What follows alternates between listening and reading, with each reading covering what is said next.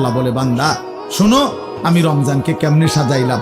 1 পুরা মাস রোজা, 2 প্রতিদিন ইফতার, 3 প্রতিদিন সাহারি, 4 প্রতিদিন 20 রাকাত তারাবি, 5 শেষ দশকে এতেকাফ, 6 শেষ দশকের বেজর রাত্রিতে শবে কদর, এরপরে 7 একটা নফল একটা ফরজের সমান, 8 একটা ফরজ 70টা ফরজের সমান, 9 প্রথম দশক রহমত, 10 মাঝখানের দশক মাগফিরাত, 11 শেষ দশক জাহান্নাম থেকে মুক্তি।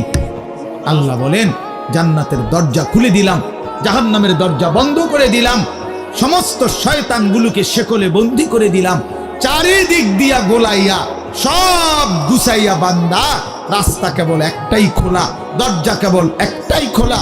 পুরা রমজান রাতে আসো, দিনে আসো, দুপুরে আসো, শুধু আমার গোলামি করবা, গুনাহ ছেড়ে দিবা, আর একটা দরজা দিয়েই সবাই ঢুকবা, শুধুই জান্নাত, শুধুই জান্নাত, শুধুই জান্নাত, শুধুই জান্নাত।